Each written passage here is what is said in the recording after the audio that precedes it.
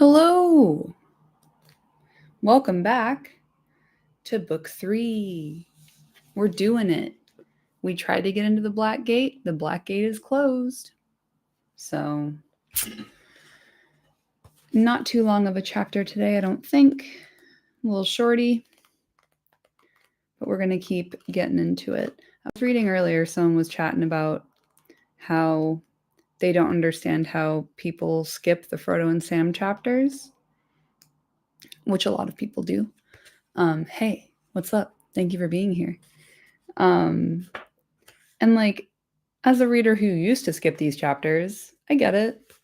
Not everyone loves a slow burn, hurt comfort situation, but I do think Tolkien's writing style really shines in these chapters in particular, where it's just Frodo and Sam, because he identifies so closely with both of these characters, and he's really good at writing miserable prose, and that's what he gets to do a lot of in these. So we're going to keep on cranking with book 3, chapter 3, The Black Gate is Closed. Also, I just had a shower, so you get to watch my hair dry in real time. What a delight. Before the next day dawned, their journey to Mordor was over. The marshes and the desert were behind them. Before them, darkling against a pallid sky, the great mountains reared their threatening heads. Upon the west of Mordor marched the gloomy range of Ephel-Duath, the Mountains of Shadow, and upon the north the broken peaks and barren ridges of Ered Luthwi, grey as ash. But as these ranges approached one another, being indeed but parts of one great wall about the mournful plains of Lethlad and of Golgoroth, and the bitter inland sea of Nirnan amidmost, they swung out long arms northward, and between these arms there was a deep defile. This was Cirith Gorgor, the haunted pass, the entrance to the land of the enemy. High cliffs lowered upon either side, and thrust forward from its mouth were two sheer hills, black-boned and bare. Chat, Isaac, that is like half the damn book. Exactly. Like, how could you skip it? But it's not quite as action-packed, let's say. I do think it takes a slightly more mature reader to really enjoy it. But if I've got any, teens watching this, which I hope they're not, oh my God, how boring. Sound off.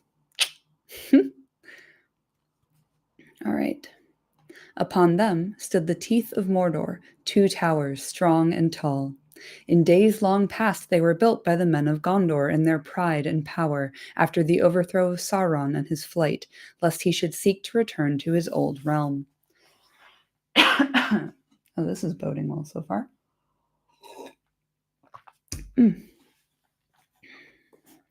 But the strength of Gondor failed, and men slept, and for long years the towers stood empty. Then Sauron returned. Now the watchtowers, which had fallen into decay, were repaired and filled with arms and garrisoned with ceaseless vigilance. Stony-faced they were, with dark window holes staring north and east and west, and each window was full of sleepless eyes. Across the mouth of the pass, from cliff to cliff, the Dark Lord had built a rampart of stone. In it there was a single gate of iron, and upon its battlement sentinels paced unceasingly. Beneath the hills on either side of the rock,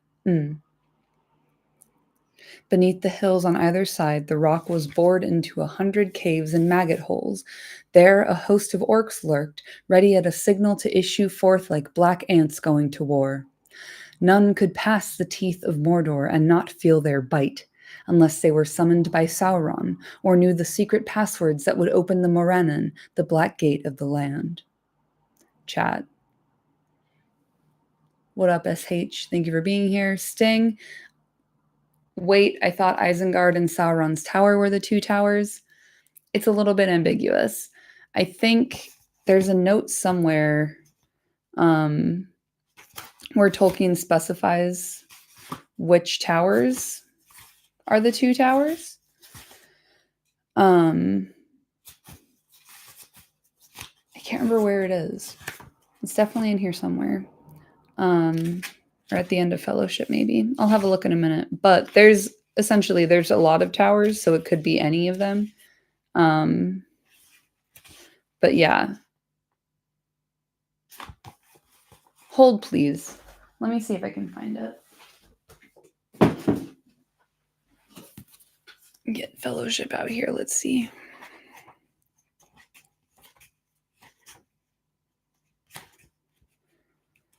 Before the map. Let's see. All right, yeah. Here ends the first part of the history of the War of the Ring. The second part is called The Two Towers, since the events recounted in it are dominated by Orthanc, the citadel of Saruman, and the fortress of Minas Morgul, that guards the secret entrance to Mordor. So according to Tolkien at the end of Fellowship, Minas Morgul and Orthanc are the two towers. But it could be the Towers of the Teeth, like, again, it's kind of ambiguous. Like, I think Tolkien changed his mind quite a bit despite this being in the published text. So pick your favorite. Pick your fave two towers. Let's see.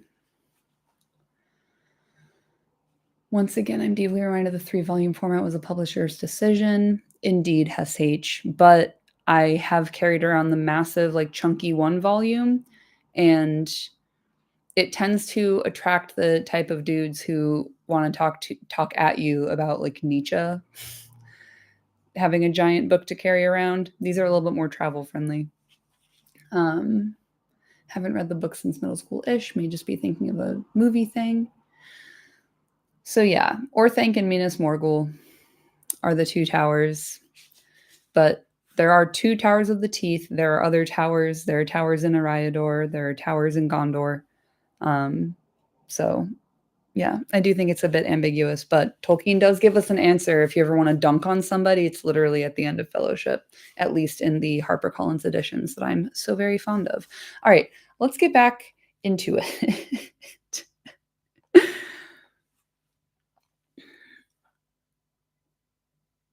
I need to turn these reactions off. I've had it with this. I think Orthanc and Barad-dûr make more sense. I didn't write, I mean, did you not? Could have fooled me. But I don't know how do I turn reactions off? Turn them off. I don't want them. Okay. SH, mostly I meant the title Two Towers is probably not built into the manuscript. It's a good question. I actually don't know. I need to, like, reread some of the letters where he talks about this, because he did intend for it to be 1 volume, but each book, or each like series of 2 books, because it's 6 books. We're on book 3 right now. No, we're on book 4. Oh my god. Right? Yeah, we're on book 4. I've been saying book 3. Y'all, I'm all over the place. I think it might have been built in as the title of these 2 books, book 3 and book 4, The Two Towers, the 2 books, because the first 2 are the Fellowship of the Ring. The final 2 are the Return of the King. So I think it might have been, but I think he preferred publishing them as 1 big tome split into 6 books that don't necessarily need subtitles. So I think you might be right. I'm going to look into it. I'm going to look into this. This is interesting to me. I'm honestly surprised I don't already know, because I've been spending a lot of time in the letters recently, but I'm focused on different things. So I've been mislabeling all of my streams and my posts. I have some admin to do after this. I like book 3 so much that I'm just like, oh, it's all book 3. Anyway. The 2 hobbits gazed at the towers and the wall in despair. Even from a distance, they could see in the dim light the movement of the black guards upon the wall and the patrols before the gate. They lay now peering over the edge of a rocky hollow beneath the outstretched shadow of the northmost buttress of Ephel Duath. Winging in the heavy air in a straight flight, a crow maybe would have flown but a furlong from their hiding place to the black summit of the nearer tower. A faint smoke curled above it, as if fire smoldered in the hill beneath. Day came, and the fallow sun blinked over the lifeless ridges of Ered Lithui. Then, suddenly, the cry of brazen-throated trumpets was heard. From the watchtowers they blared, and far away from hidden holds and outposts in the hills came answering calls.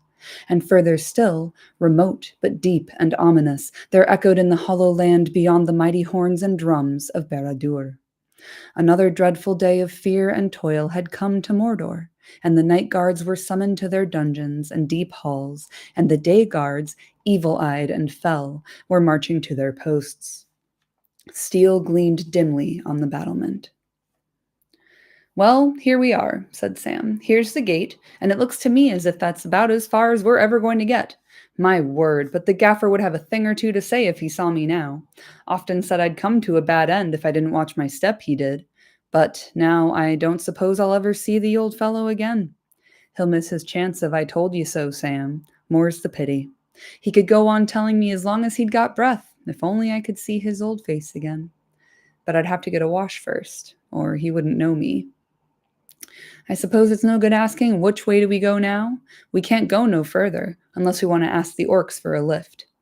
"No, no," said Gollum, "no use. We can't go further. Smeagol said so. He said, we'll go to the gate and then we'll see. And we do see. Oh, yes, my precious, we do see.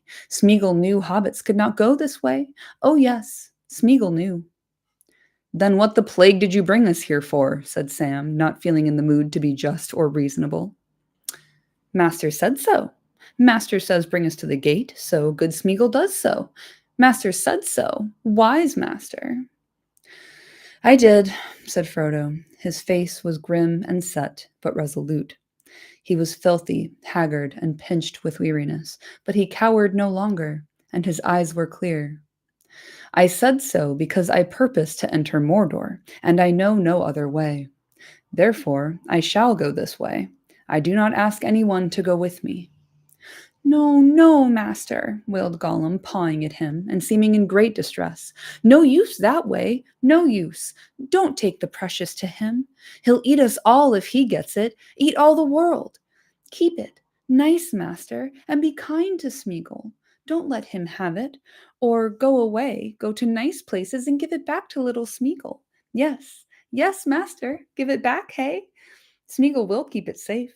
He will do lots of good, especially to nice hobbits. Hobbits go home. Don't go to the gate." "I am commanded to go to the land of Mordor, and therefore I shall go," said Frodo. "If there is only one way, then I must take it. What comes after must come." All right, chat, let's see. Otaris. I think he named it the Two Towers with Onion. Onion? Unwin, Stanley Unwin, his publisher. Makes sense. And changed his answer on which two towers over the course of his life as he kept coming up with better answers and more towers, so there are conflicting answers. The vagaries of world building. Yeah, like even he could not make up his mind on which specifically two towers. And also the movie came out in 2002. Lots to consider. Gollum is a textbook example of hostile compliance. It's so funny. Like, if you knew we couldn't go in this way, why the fuck did you bring us here? And it's like, because you told me to. Like, what a shithead. Little fuck. He's great. Sam said nothing. The look on Frodo's face was enough for him, and he knew that words of his were useless. And after all, he never had any real hope in the affair from the beginning. But, being a cheerful hobbit, he had not needed hope, as long as despair could be postponed. I fucking feel that, dude. Now they were come to the bitter end. But he had stuck to his master all the way. That was what he had chiefly come for, and he would still stick to him. His master would not go to Mordor alone. Sam would go with him, and at any rate, they would get rid of Gollum. Gollum, however, did not intend to be got rid of yet. He knelt at Frodo's feet, wringing his hands and squeaking. "Not this way, master," he pleaded.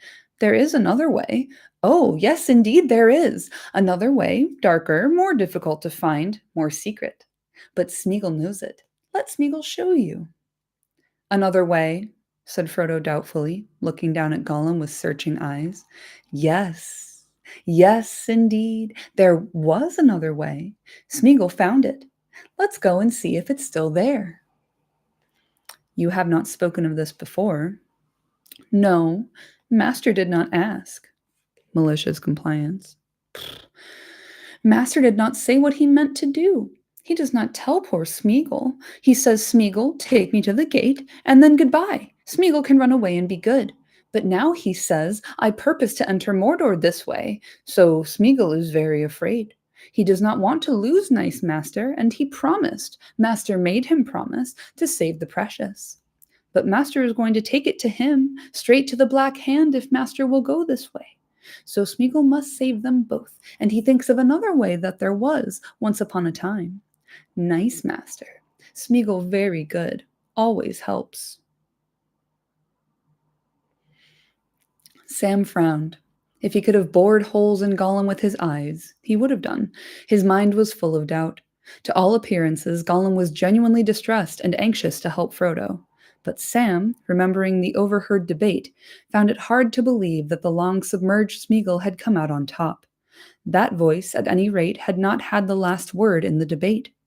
Sam's guess was that the Smeagol and Gollum halves, or what in his own mind he called Slinker and Stinker, fucking got his ass, oof, had made a truce and a temporary alliance. Neither wanted the enemy to get the ring. Both wished to keep Frodo from capture and under their eye as long as possible, at any rate as long as Stinker still had a chance of laying hands on his precious. Whether there really was another way into Mordor, Sam doubted. And it's a good thing neither half of the old villain don't know what Master means to do, he thought. If he knew that Mr. Frodo is trying to put an end to his precious for good and all, there'd be trouble pretty quick, I bet.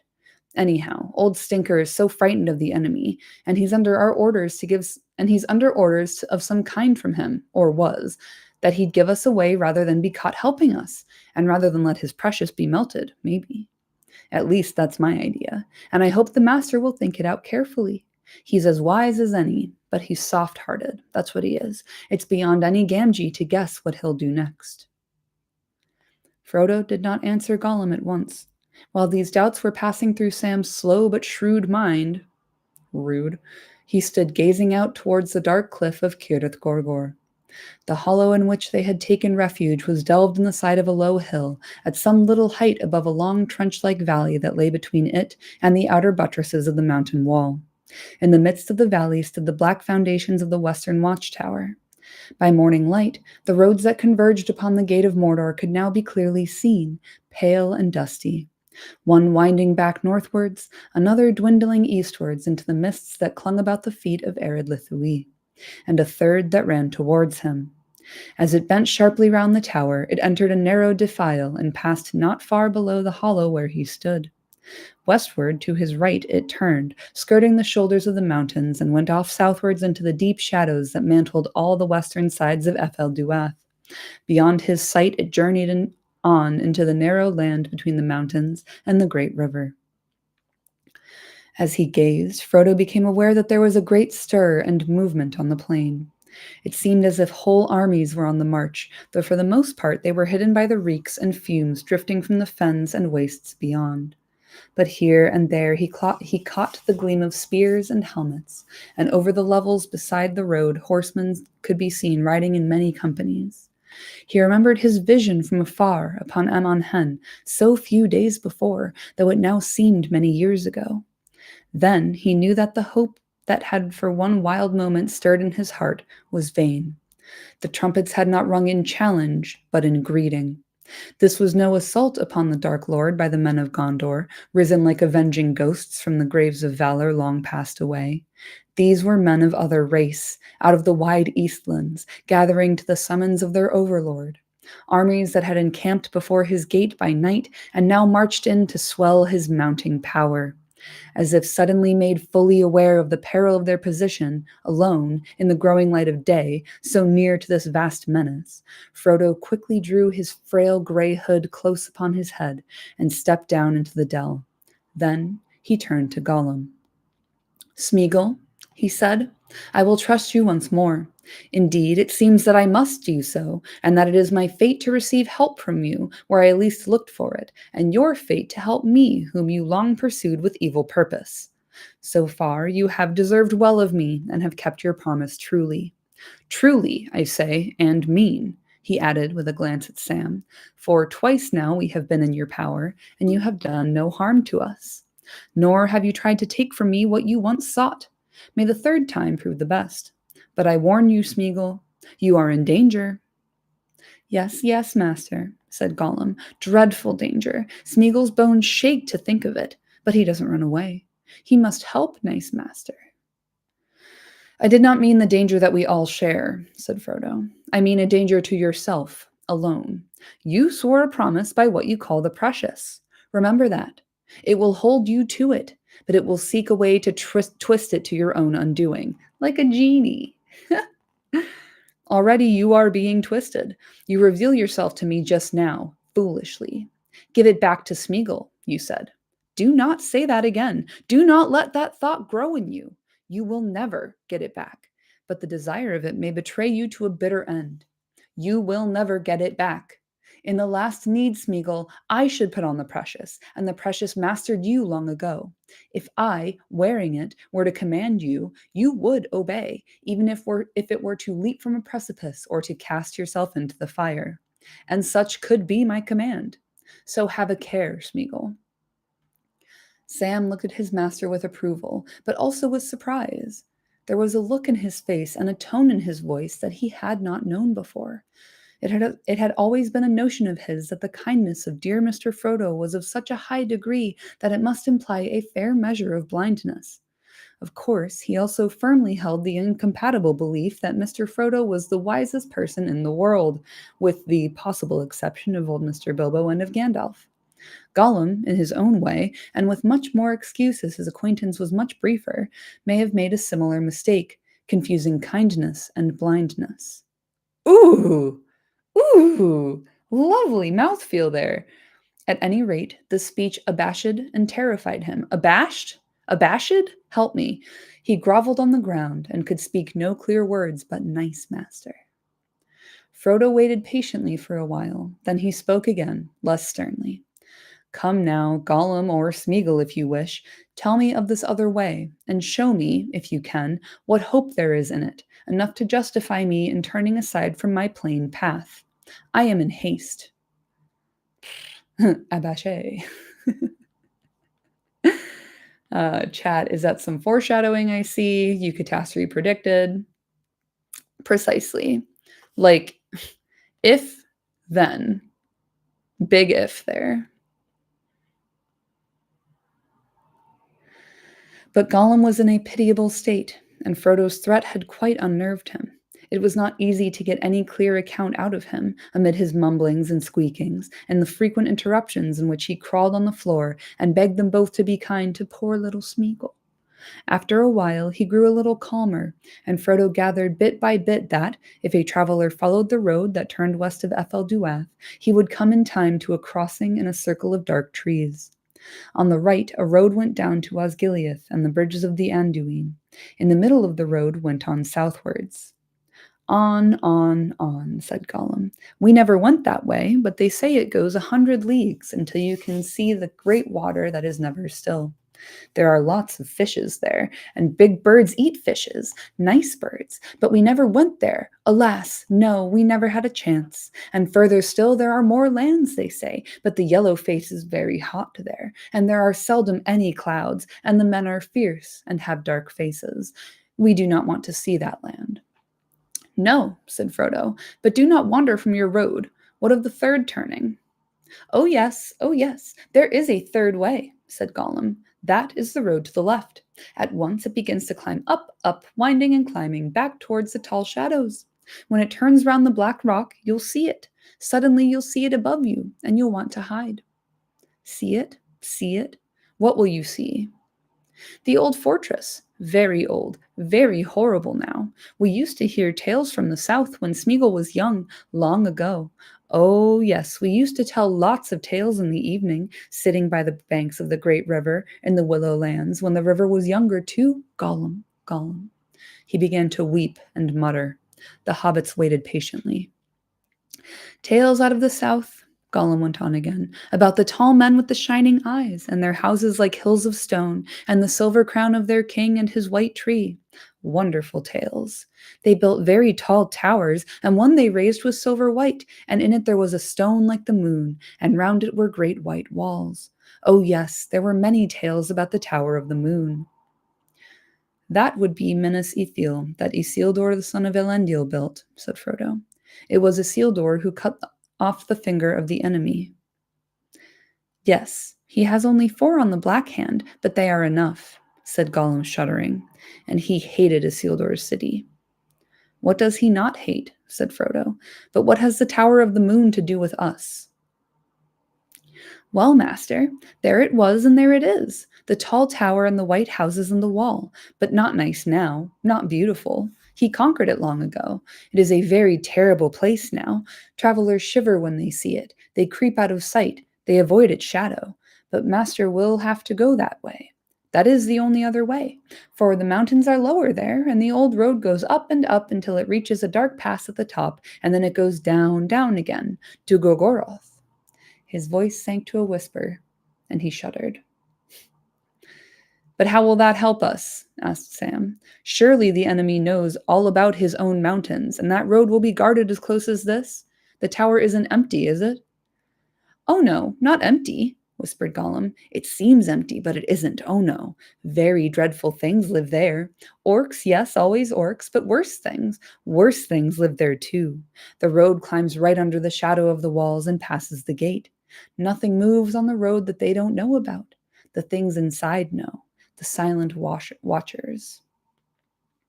So that's your advice, is it? Said Sam. That we should go another long march south to find ourselves in the same fix, or a worse one, when we get there, if we ever do? No, no, indeed, said Gollum. Hobbits must see, must try to understand. He does not expect attack that way. His eye is all round, but it attends more to some places than to others. He can't see everything all at once, not yet. You see, he has conquered all the country west of the shadowy mountains down to the river, and he holds the bridges now. He thinks no one can come to the moon tower without fighting big battle at the bridges, or getting lots of boats which they cannot hide and he will know about. You seem to know a lot about what he's doing and thinking, said Sam. Have you been talking to him lately? Or just hobnobbing with orcs? Not nice, Hobbit, not sensible, said Gollum, giving Sam an angry glance and turning to Frodo. Smeagol has talked to orcs, yes, of course, before he met Master, and to many peoples. He has walked very far, and what he says now many peoples are saying. It's here in the north that the big danger is for him and for us. He will come out of the Black Gate one day soon. That is the only way big armies can come. But away down west, he is not afraid, and there are the Silent Watchers. Just so, said Sam, not to be put off. And so we are right to walk up and knock at their gate and ask if we're on the right road for Mordor? Or are they too silent to answer? It's not sense. We might as well do it here and save ourselves a long tramp. Don't make jokes about it, hissed Gollum. It isn't funny. Oh no, not amusing. It's not sense to try and get into Mordor at all. But if my master says I must go or I will go, then he must try some way. But he must not go to the terrible city. Oh no, of course not. That is where Smeagol helps. Nice Smeagol, though no one tells him what it is all about. Smeagol helps again. He found it. He knows it. What did you find? Asked Frodo. Gollum crouched down, and his voice sank to a whisper again. A little path leading up into the mountains, and then a stair, a narrow stair, oh yes, very long and narrow, and then more stairs, and then, his voice sank even lower, a tunnel, a dark tunnel, and that last a little cleft, and a path high above the mountain pass. It was that way Smeagol got out of the darkness, but it was years ago. That path may have vanished now, but perhaps not. Perhaps not. I don't like the sound of it at all, said Sam. Sounds too easy at any rate in the telling. If that path is still there, it'll be guarded too. Wasn't it guarded, Gollum? As he said this, he caught, or fancied he caught, a green gleam in Gollum's eye. Gollum muttered, but did not reply. Foreshadowing is a literary device. Chat, I'm loving this. This chapter is Gollum's blog, least unhinged recipe blog. At least his recipes would be simple, raw fish, done. It's super simple sushi. Loving this concept. Like, because the recipe is so simple, the entire life story ahead of it needs to be really long and complicated. And also, when Smeagol is recalling memories from his life before the ring, he speaks more like a regular person and less like a weird little freaky fish man. Is it not guarded? Asked Frodo sternly. And did you escape out of the darkness, Smeagol? Were you not rather permitted to depart upon an errand? That is at least what Aragorn thought, who found you by the dead marshes some years ago. It's a lie, hissed Gollum, and an evil light came into his eyes at the naming of Aragorn. He lied on me, yes, he did. I did escape, all by my poor self. Indeed, I was told to seek for the precious, and I have searched and searched, of course I have, but not for the black one. The precious was ours. It was mine, I tell you. I did escape. Frodo felt a strange certainty that in this matter Gollum was for once not so far from the truth as might be suspected, that he had somehow found a way out of Mordor, and at least believed that it was by his own cunning. For one thing, he noted that Gollum used I, and that seemed usually to be a sign, on its rare appearances, that some remnants of old truth and sincerity were for the moment on top. But even if Gollum could be trusted on this point, Frodo did not forget the wiles of the enemy. The escape may have been allowed or arranged and well known in the Dark Tower, and in any case, Gollum was plainly keeping a good deal back. I ask you again, he said, is not this secret way guarded? But the name of Aragorn had put Gollum into a sullen mood. He had all the injured air of a liar suspected when for once he has told the truth, or part of it. He did not answer. Is it not guarded? Frodo repeated. Yes, yes, perhaps. No safe places in this country, said Gollum. No safe places. But Master must try it or go home. No other way. They could not get him to say more. The name of the perilous place and the high pass he could not tell or would not. Its name was Cirith Ungol, a name of dreadful rumor. Aragorn could perhaps have told them that name and its significance. Gandalf would have warned them. But they were alone, and Aragorn was far away, and Gandalf stood amid the ruin of Isengard and strove with Saruman, delayed by treason. Yet, even as he spoke his last words to Saruman, and the Palantir crashed in fire upon the steps of Orthanc, his thought was ever upon Frodo and Samwise. Over the long leagues his mind sought for them in hope and pity. I love when those parallel timelines show up, man. Maybe Frodo felt it, not knowing it as he had upon Amon Hen, even though he believed that Gandalf was gone, gone forever into the shadow in Moria, far away. He sat upon the ground for a long while, silent, his head bowed, striving to recall all that Gandalf had said to him. But for this choice he could recall no counsel. Indeed, Gandalf's guidance had been taken from them too soon, while the Dark Land was still very far away. How they should enter it at the last, Gandalf had not said. Perhaps he could not say. Into the stronghold of the enemy in the north, into Dol Guldur, he had once ventured. But into Mordor, to the Mountain of Fire, and to Barad-dûr, since the Dark Lord rose in power again, had he ever journeyed there? Frodo did not think so. And here he was, a little halfling from the Shire, a simple hobbit of the quiet countryside, expected to find a way where the great ones could not go, or dared not go. It was an evil fate, but he had taken it on himself in his own sitting room in the far-off spring of another year, so remote now that it was like a chapter in a story of the world's youth when the trees of silver and gold were still in bloom. This was an evil choice. Which way should he choose? And if both led to terror and death, what good lay in choice? Fuck, dude, it's so bleak. The day drew on. A deep silence fell upon the little gray hollow where they lay, so near to the borders of the land of fear. A silence that could be felt, as if it were a thick veil that cut them off from all the world about them. Above them was a dome of pale sky, barred with fleeting smoke, but it seemed high and far away, as if seen through great deeps of air, heavy with brooding thought. Not even an eagle poised against the sun would have marked the hobbits sitting there, under the weight of doom, silent, not moving, shrouded in their thin gray cloaks. For a moment he might have paused to consider Gollum, a tiny figure sprawling on the ground. There, perhaps, lay the famished skeleton of some child of men, its ragged garments still clinging to it, its long arms and legs almost bone white and bone thin, no flesh worth a peck.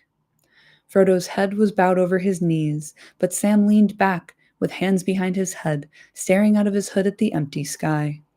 At least for a long while it was empty.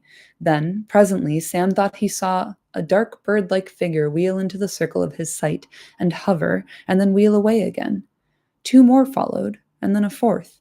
They were very small to look at, yet he knew somehow that they were huge, with a vast stretch of pinion, flying at a great height. He covered his eyes and bent forward, cowering. The same warning fear was on him as he had felt in the presence of the Black Riders, the helpless horror that had come with the cry in the wind and the shadow on the moon, though now it was not so crushing or compelling. The menace was more remote. But menace it was.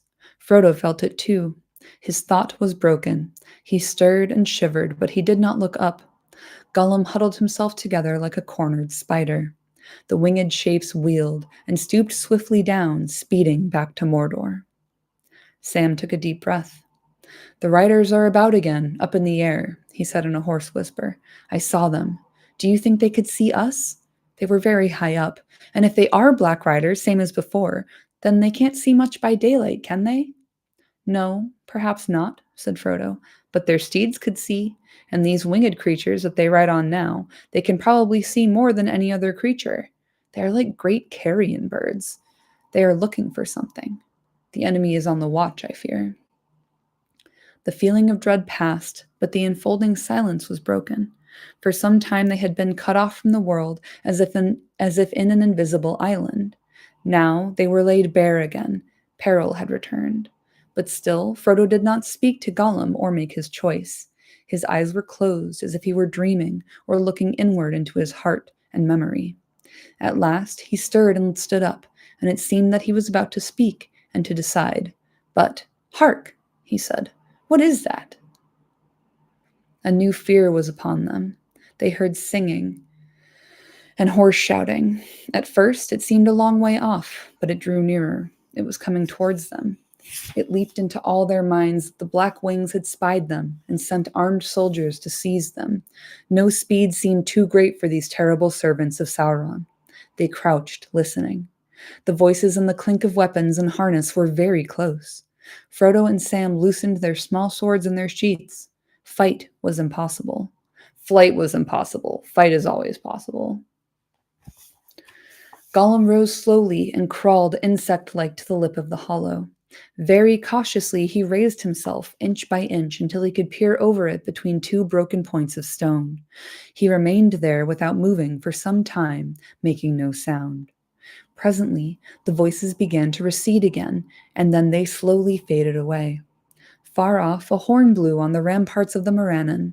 Then, quietly, Gollum drew back and slipped down into the hollow. "More men going to Mordor," he said in a low voice. "Dark faces. We have not seen men like these before. No, Smeagol has not. They are fierce. They have black eyes and long black hair and gold rings in their ears. Yes, lots of beautiful gold. And some have red paint on their cheeks and red cloaks, and their flags are red, and the tips of their spears. And they have round shields, yellow and black with big spikes. Not nice. Very cruel, wicked men they look. Almost as bad as orcs, and much bigger. Smeagol thinks they have come out of the south, beyond the great river's end. They came up that road. They have passed on to the Black Gate, but more may follow. Always more people coming to Mordor. One day, all the peoples will be inside." "Were there any Oliphants?" asked Sam, forgetting his fear and his eagerness for news of strange places. "No, no Oliphants. What are Oliphants?" said Gollum. Sam stood up, putting his hands behind his back, as he always did when speaking poetry, and began. "Gray as a mouse, big as a house, nose like a snake, I make the earth shake. As I tramp through the grass, trees crack as I pass. With horns in my mouth, I walk in the south, flapping big ears. Beyond count of years, I stump round and round, never lie on the ground, not even to die. Oliphant am I, biggest of all, huge, old, and tall. If ever you'd met me, you wouldn't forget me. If you never do, you won't think I'm true. But old Olifant am I, and I never lie. That, said Sam when he had finished reciting, that's a rhyme we have in the Shire. Nonsense, maybe, and maybe not. But we have our tales, too, and news out of the South, you know. In the old days, hobbits used to go on their travels now and again. Not that many ever came back, and not that all they said was believed. News from Bree, and not sure as Shire talk, as the sayings go. But I've heard tales of the big folk down away in the Sunlands. Swertings we call 'em in our tales, and they ride on Oliphants, 'tis said, when they fight. They put houses and towers on the Oliphants' backs and all, and the Oliphants throw rocks and trees at one another. So when you said men out of the south, all in red and gold, I said, were there any Oliphants? For if there was, I was going to take a look, risk or no. But now I don't suppose I'll ever see an elephant. Maybe there ain't no such beast. He sighed. No, no elephants, said Gollum again. Smeagol has not heard of them. He does not want to see them. He does not want them to be. Smeagol wants to go far away from here and hide somewhere safer. Smeagol wants Master to go. Nice Master. Won't he come with Smeagol? Frodo stood up. He had laughed in the midst of all his cares when Sam trotted out the old fireside rhyme of Oliphant, and the laugh had released him from hesitation. I wish we had 1,000 Oliphants with Gandalf on a white one at their head, he said. Then we'd break away into this evil land, perhaps. But we've not. Just our own tired legs, that's all. Well, Smeagol, the third turn may turn the best. I will come with you. Good master, wise master, nice master, cried Gollum in delight, patting Frodo's knees. Good master. Then rest now, nice hobbits, under the shadow of the stones, close under the stones.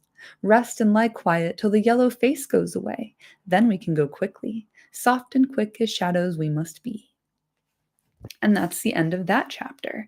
Essentially, Gollum being like, I've been lying. I haven't been telling you the whole truth. And a lot of dialogue to kind of deepen the dynamic among these three little guys. I like the bit where Frodo feels like he's coming out of an enfolding silence. Like all of the chat they've been having was like somehow isolated from the rest of the world. And then they suddenly realize like they're all up in the middle of it and have been the whole time. And then I have a poem that I would like to recite for you that reminds me of how Sam recites poetry. And it was in my 4th or 5th grade poetry class. We were supposed to write short rhyming poems. And this kid in my class wrote, my dog is the best, better than the rest. When put to the test, there is no contest. And that's what Sam's rhyming is like. Pretty much just the same sound over and over. So yeah, fucking bleak. It's really bad. Frodo's having a bad time. Yes, thank you. Very gorgeous. Frodo's like, I had no idea what I was signing up for when I was in my sitting room, SH, as you point out in chat. And I am so fucking over this. Like, I just want to get it over with. He's like, I know I'm not going to make it back. Sam and I have already talked about how we're probably going to die doing this. Can we just get it over? But he does want to do the best job he can, and he doesn't want to fuck it up. So he's like, if I can't go directly in the front gate, we need to figure out a different way. Sam is noticing the evil glint in Gollum's eyes while he tells the partial truth, but not the whole truth about this alternative path and what might be there and whether or not it is guarded, whether it's guarded in the way that Frodo and Sam assume or in a different way. Ooh. But yeah, next week we'll do Of Herbs and Stewed Rabbit and get it going. And then I am going out of town next week, but I think I should be able to stream on Tuesday when I'm back. We'll see how jet lagged I am. But I'll let y'all know either way in my posts. And if a bunch of my posts change and a bunch of the titles of my videos change to reflect the correct book number, y'all didn't see anything. And no, they didn't. So yeah, thank y'all again for being here today. And I would just like to point out 2 things. Thank you, Sting. Always a pleasure to have you. In this, Gollum says that Sauron will eat the world, and Billy Boyd and Dom Monahan came out with a TV show called Billy and Dom Eat the World. So fucking keep a close eye on that, I guess. Do you think they know? Thank you. Really good dog poetry. I appreciate it. Isaac, you got a good ear for it. And then the other thing has slid out of my mind. What was I going to say? SH Me Too. I haven't seen the show yet, but I will watch it. Evil connotation or otherwise. Shit, what was I going to say? Oh man, I can't remember. Bummer. Oh, we were talking at the start about how people skip the Frodo and Sam chapters, and this is the only stream I've done where I've noticed my views going completely to zero halfway through my stream. So maybe the call's coming from inside the house. Who knows? But anyway, I'll be back next week. We'll talk about herbs. We'll talk about stewed rabbit. We'll talk about potatoes, I'm sure. And I'll see you then. Thank y'all for joining me for this little shorty today. I appreciate you. And have a good one. Don't go anywhere I wouldn't go. Bye.